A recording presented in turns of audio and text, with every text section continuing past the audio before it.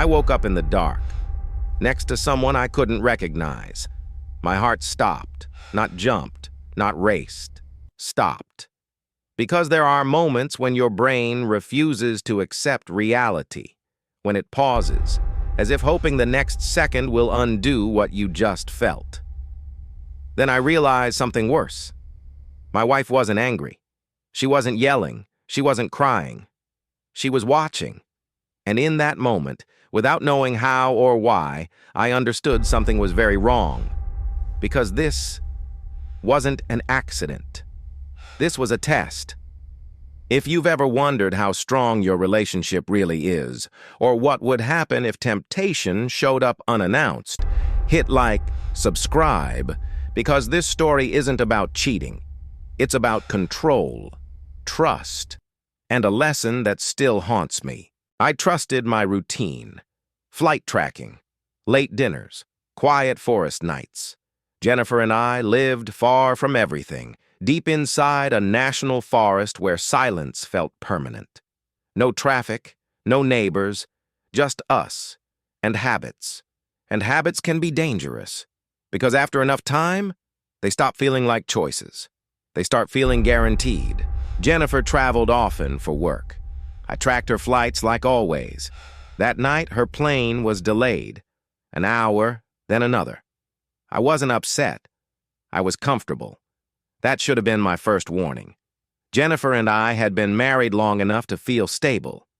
But stability has a dark side. No one talks about. You stop checking yourself. You stop asking hard questions. You assume trust is permanent, instead of something you actively protect. That night I thought I was safe. I fell asleep alone. Or at least, I thought I did. When I woke up, it was still dark, the kind of dark where depth disappears. No contacts, no clarity, just shadows. I heard movement, soft, careful. I saw a faint glow across the room. And my brain did what brains love to do. It filled in the gaps. She's home. She's reading. Everything's normal. Relief washed over me, too quickly.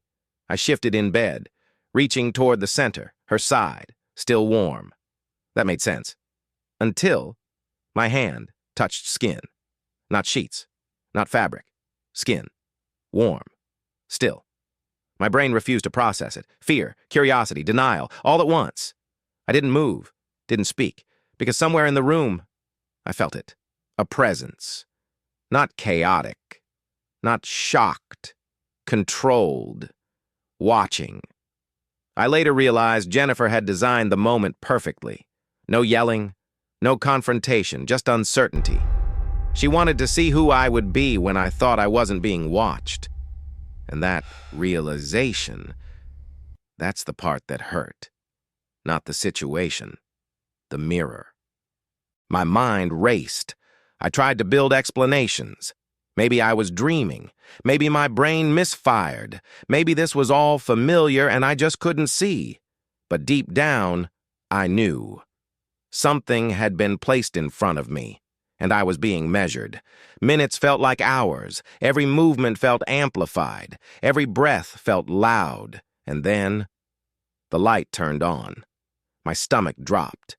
There was no panic in the room, no chaos, just clarity. Jennifer stood there, calm, composed, completely in control. Beside her was someone I didn't recognize, comfortable, unafraid, familiar. And that hurt more than anything else. Jennifer didn't accuse me, didn't shout, didn't cry. She looked at me the way someone looks at a puzzle they've already solved. And she said, "I wanted to know if trust was still a choice for you, or just a habit." That sentence did damage, because suddenly this wasn't about what I did, it was about what I almost did. The permission I hadn't spoken out loud. The curiosity I pretended was harmless. This wasn't punishment. It was education.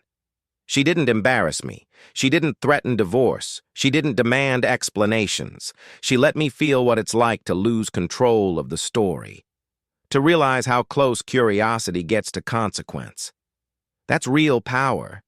People think revenge has to be loud, explosive, destructive. But the most effective revenge is precision. She didn't need to hurt me. She let me see myself clearly. And once you see that version of yourself, you can't unsee it. She looked at me and said, "You didn't cross the line, but you were walking toward it. Now you know how visible that path really is." I had no defense, no argument, no excuse. Because she was right. People think betrayal starts with action. It doesn't. It starts with permission, the quiet kind, the kind you give yourself before anyone else ever knows. That morning, nothing dramatic happened. No bags packed, no doors slammed, just silence and understanding and consequences that didn't need shouting. That night changed something in me, not because I was scared of losing my marriage, but because I realized how fragile trust actually is and how easy it is to believe you're immune. The most brutal revenge is letting someone see themselves clearly. No excuses, no filters, no denial. If this story made you think twice about trust, smash that like button. Comment below, was this genius or too far? And subscribe, because the next story might hit even closer to home.